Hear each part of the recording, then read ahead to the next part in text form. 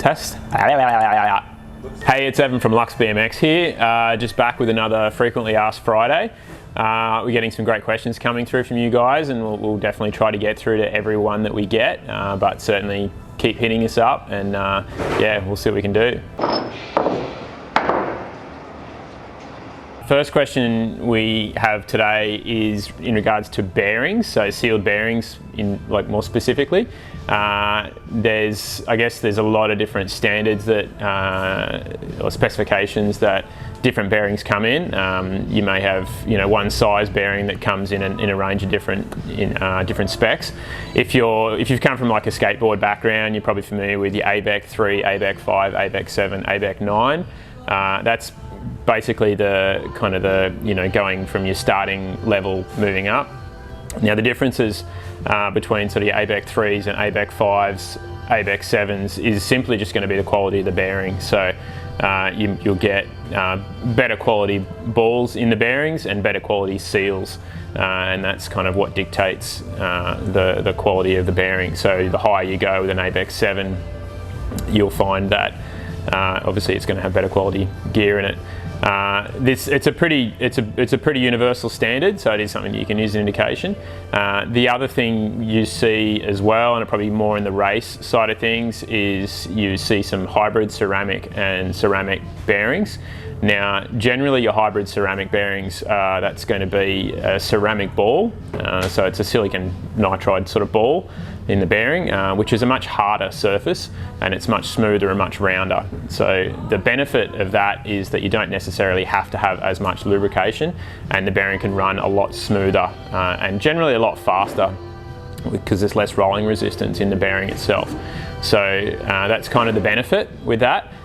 You do find, however, with your silicon or your hybrid ceramic bearings, that they're not as good for impact resistance. So if they take a really big hit, it can be a bit more brittle. So with that, with the hybrid ceramics, you do also get combinations of, say, ABEC 3, ABEC 5 in those hybrid ceramics as well. So they will have your ceramic ball, but you'll have a different rated seal, for instance.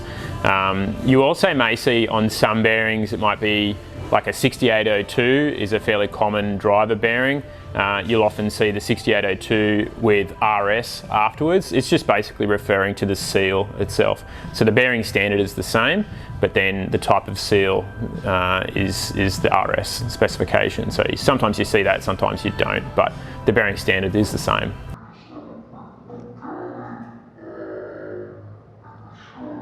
So another great question that we get quite often, and it's sort of self-explanatory, but it's a little technical, is fork offset. So your fork offset being essentially the dropout offset.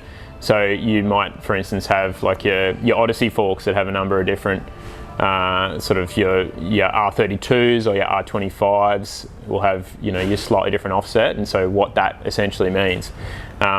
Now, if you have your axle line or your shorter offset, and your axle is really close to the steering position, it's going to make it really twitchy. So that's great. It's really responsive. If you're sort of a technical rider and you want a really fast sort of response from your steering, some racers as well will really appreciate a more twitchier feel. You may find it a little less stable in that regard. It can be easier to get up over the front wheel as well. So some guys that are doing a lot more nose wheelies and that sort of stuff may find benefit in having a really short fork offset. So that can be really beneficial.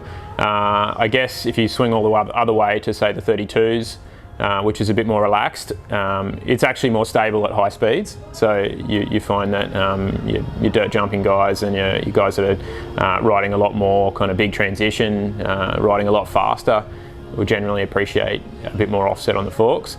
Now, with that said, I know a bunch of people that can pretty much jump on any set of forks and probably get used to it straight away. So yes, there is something behind it as far as being able to having a shorter offset maybe to help you get nose wheelies, but yeah, there's certainly a lot of guys out there who can jump on a set of long or bigger offset forks and still get over the front wheel, you know, just as easy. So kind of comes down to practice and you know, just being comfortable with what works. So as an extension on that, if you think about it, like your back end length, for instance, like say your chainstay length, if you've got a really short chainstay, it's quite easy to pull back and get up into a manual position, get over the back of the bike, but you might find it's actually a lot less stable at the same time. So so yeah, you know, it's kind of what works for you. There's certainly guys with really long back ends that, you know, have no problems with manuals, and you know, same thing with longer offset on the forks. They have no problem with nose manuals, that sort of stuff. So, yep. That's how you get your job in the bike industry. So yeah, another question we get quite often is essentially how to get a job in the bike industry. You love BMX and you know, you just want to get a job doing whatever in the industry. I think, yeah, there's so many opportunities for people to do different roles in the BMX industry, and it's you know, it's not necessarily, you know, in sales or in, you know, in mechanical stuff. You know, there's certainly options there, and you've got to do the work to sort of get into those roles and make yourself available, and you know, and hone your skills. But the beauty of BMX is that, you know, we see, you know, we at Lux, we have so many guys that do different jobs. You know, you can have someone who's into media or content creation, and that's what they love, but they're BMXers as well. So, you know, there's opportunities there. There's opportunities for accountants, and there's opportunities for, you know, basically anyone, if you can make it work inside the BMX industry. So, yeah, just got to do the work and put yourself out there. Hit up shops that are nearby, create content, like, you know, could be in the media. Do whatever you love and make it work for you. So that's it for another Frequently Asked Friday. Yeah, thanks again for everyone's submissions, and yeah, certainly if you have any questions that you either want to go into a little bit more detail in, hit us up, or something that we haven't mentioned before, by all means hit us up with the questions. Yeah, like, comment, subscribe, all that kind of stuff. Yeah, reach out to us, we're here for you. See ya.